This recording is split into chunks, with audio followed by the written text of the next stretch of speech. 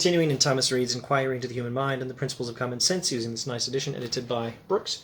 We are in Chapter 5, nearly at the end of Chapter 5. This will probably be the last Chapter 5 video in this series, Section 8 of the Systems of the Philosophers Concerning the Senses, in which Reid critiques various philosophies of perception that have gone before him and explains how philosophy of perception needs to be done, clarifies his own view by distinguishing it from the mistaken views. All the systems of philosophers, he says, about our senses and their objects have split upon this rock, of not distinguishing properly sensations, which can have no existence but when they are felt, from the things suggested by them. All the earlier philosophies of perception have been flawed. They've all failed to make a proper distinction between the qualities of an object in itself, existing independently of the mind, the qualities of my teacup, existing outside of my perceptions, to distinguish properly them and the sensations by means of which I perceive the object. I perceive the qualities of the teacup by means of the sensations which only exist in my mind when I'm perceiving it. You must make this distinction properly, or you're going to have a flawed philosophy of perception. Aristotle, with as distinguishing a head as ever applied to philosophical disquisitions, confounds these two and makes every sensation to be the form without the matter of the thing perceived by it. As the impression of a seal upon wax is the form of the seal, but nothing of the matter of it, so he conceived our sensations to be impressions upon the mind, which bear the image, likeness, or form of the external thing perceived without the matter of it. Color, sound, and smell, as well as extension, figure, and hardness, are, according to him, various forms of matter. Our sensations are the same forms imprinted on the mind and perceived in its own intellect. It is evident from this that Aristotle made no distinction between primary and secondary qualities of bodies, although that distinction was made by Democritus, Epicurus, and others of the ancients. Aristotle, wonderful philosopher, usually very insightful, botched this one. Aristotle could not make that distinction. The Epicureans made the distinction, and in the history of pre-modern thought, on this particular question, they are rare figures who got it right, and as great a philosopher as Aristotle got it wrong.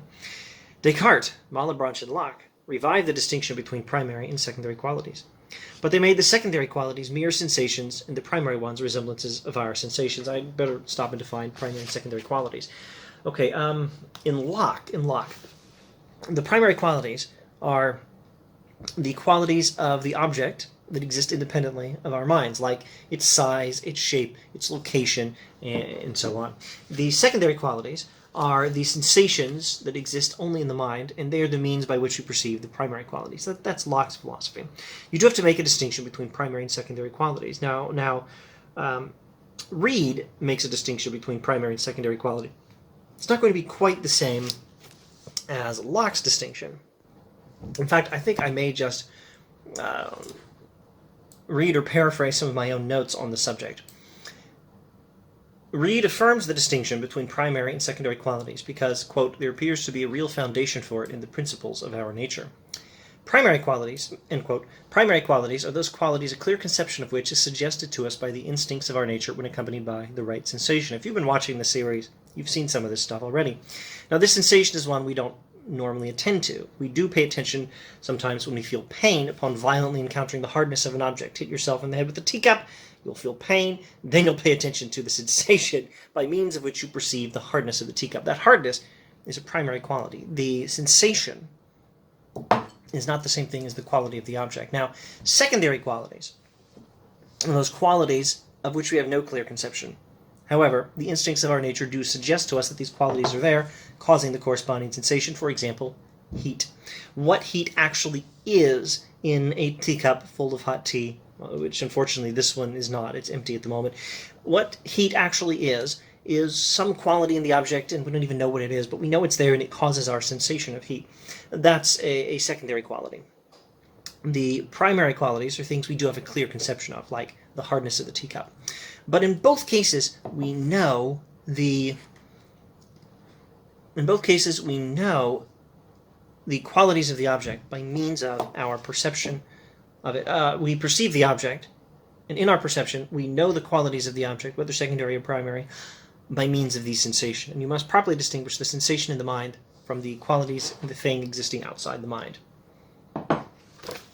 Okay, Descartes, Malebranche, and Locke made a distinction between primary and secondary qualities, and that part was good, but they made the secondary qualities mere sensations, and the primary ones resemblances, etc., etc. With regard to primary qualities, these philosophers erred more grossly, more significantly. They indeed believed the existence of those qualities, but they did not at all attend to the sensations that suggest them, which, having no names, have been as little considered as if they had no existence.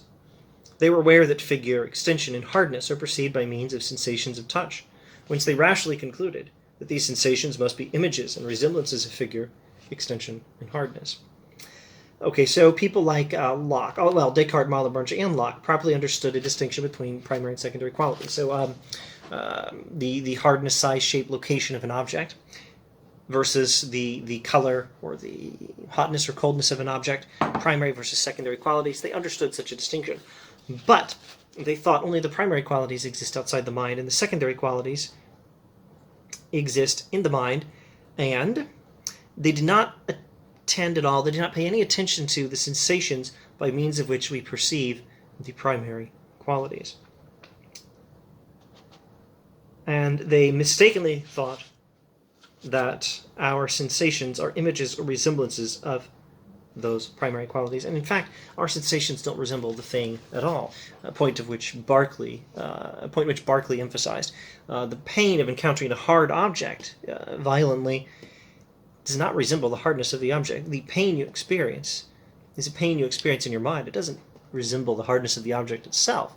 Only, according to Berkeley, there is no object existing outside the mind. So if you assume that there has to be a resemblance, you end up a resemblance between primary qualities and sensations, you end up rejecting the existence of primary qualities outside the mind, if you're Berkeley. Bishop Berkeley, skipping a paragraph or two, Bishop Berkeley gave new light to the subject by showing that the qualities of an inanimate thing, such as matter is conceived to be, cannot resemble any sensation. That it is impossible to conceive anything like the sensations of our minds, but the sensations of other minds.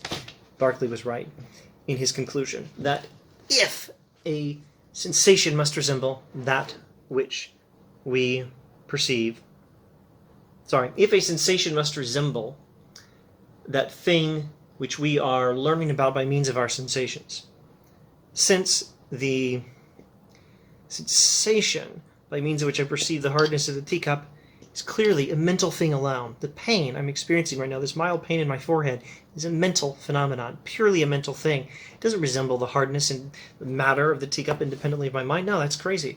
This teacup's not in pain, which means there is no teacup. Like the kid in the Matrix, there is no spoon outside of the mind. So, what is there?